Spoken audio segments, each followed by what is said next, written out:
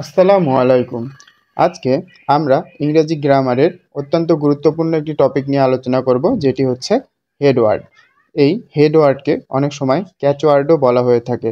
এটি ইংরেজি গ্রামারের অত্যন্ত মৌলিক একটি অংশ, যেটি না জানলে আমরা ভার্বটি সিঙ্গুলার হবে না প্লুরাল হবে এই জিনিসটা বুঝতে পারবো না। তো দেখো, হেড ওয়ার্ডের শর্ত। হেড ওয়ার্ডের দুইটা শর্ত আছে। একটা হচ্ছে হেড ওয়ার্ডটি অবশ্যই ফ্রেজ হতে হবে, এবং হেডওয়ার্ডের আদর্শ পজিশন হলো নাউন ফ্রেজ, অর্থাৎ এটি হেডওয়ার্ডটা অবশ্যই একটা ফ্রেজ হতে হবে এবং এটি নাউন ফ্রেজ হিসেবে বসবে। তো দেখো, পজিশন অফ হেডওয়ার্ড। হ্যাঁ, হেডওয়ার্ড কই কই বসবে, হেডওয়ার্ডের পজিশনটা আমরা দেখব।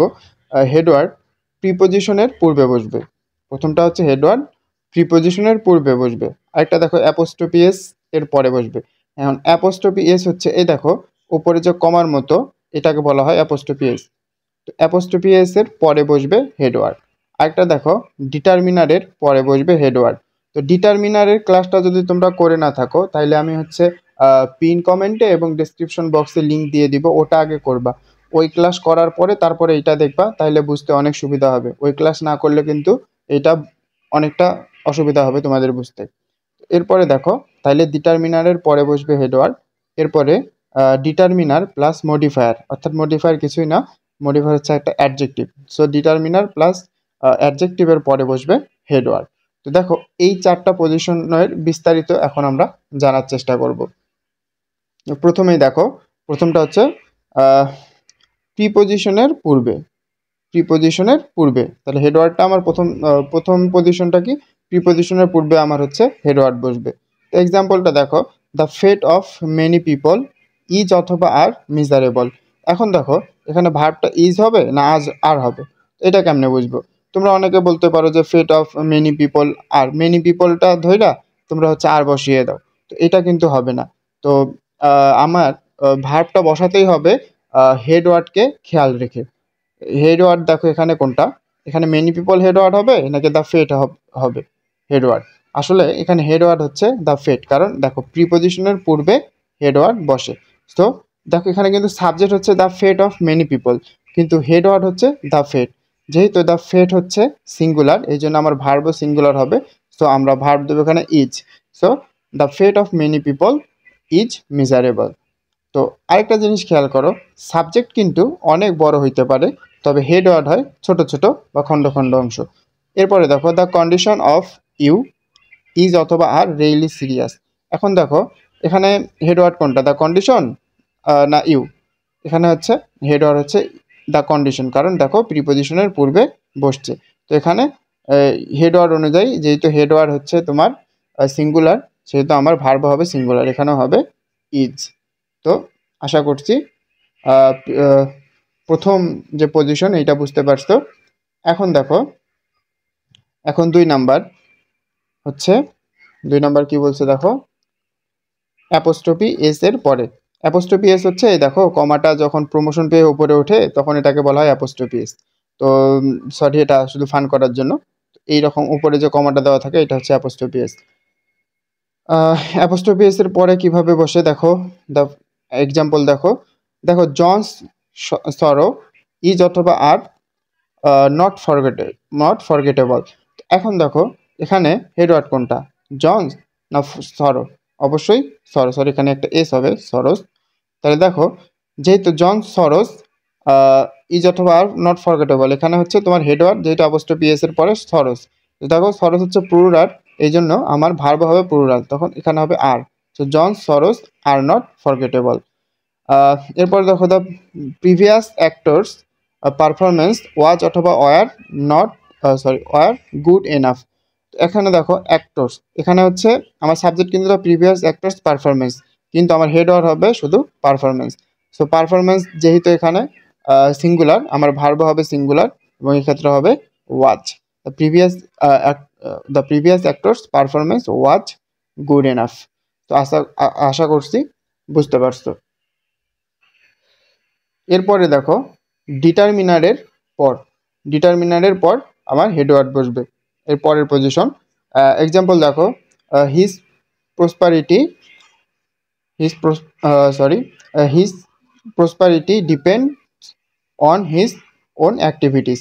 তো দেখো এখানে হচ্ছে ডিটারমিনার কি, হিজ। তোমরা যদি ডিটারমিনারের ক্লাসটা যদি এখনও না করে থাকো আগে করে আসো, তারপরে দেখো। তো এখানে হিজ হচ্ছে পজেসিভ, আমরা ডিটারমিনারের ক্লাসে জেনেছি।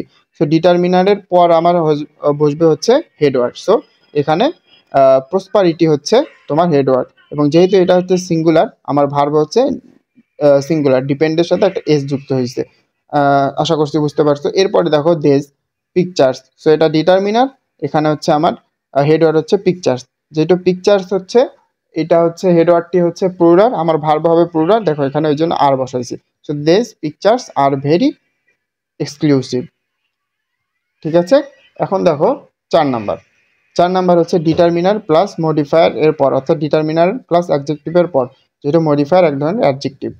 এক্সাম্পলটা দেখো, দ্য ইউনিক পিকচার্স, এখানে ডিটারমিনার কিন্তু দ্য, অ্যাডজেক্টিভ কিন্তু এখানে ইউনিকটা হচ্ছে অ্যাডজেক্টিভ। সো ডিটারমিনার প্লাস মডিফায়ারের পর আমার হেডওয়ার্ড বসবে।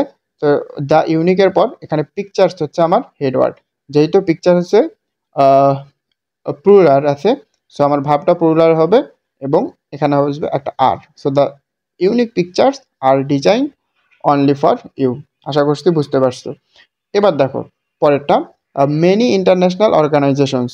সো মেনি হচ্ছে আমার ডিটারমিনার, ইন্টারন্যাশনাল হচ্ছে, ইন্টারন্যাশনাল কি, ইন্টারন্যাশনাল এখানে একটা অ্যাডজেক্টিভ বা মডিফায়ার, এরপরে অর্গানাইজেশনসটা হচ্ছে আমার হেডওয়ার্ড, সেটা যেহেতু প্লুরাল, আমার ভার্ব হয়েছে plural. So many international organisations are ready to give you support.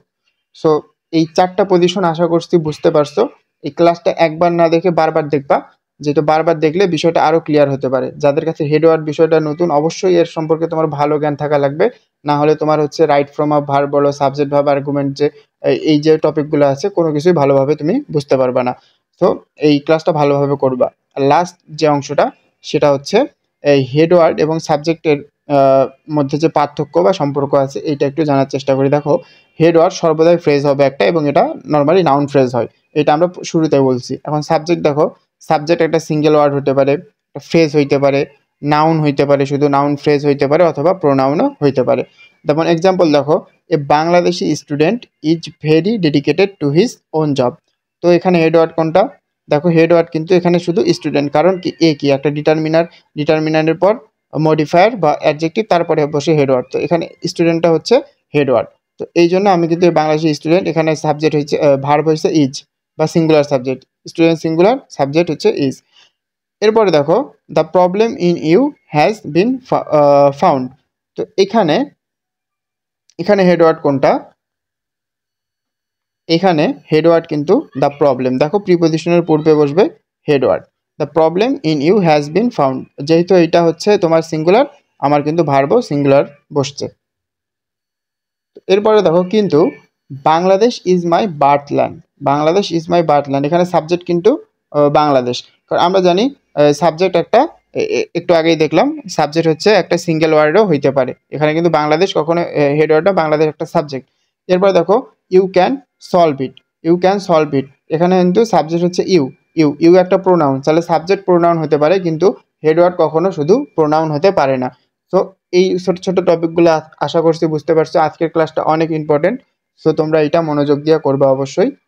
সকলের প্রতি শুভকামনা, এবং পরবর্তী ক্লাস দেখার আমন্ত্রণ জানিয়ে আজকের মতো এখানে শেষ করছি।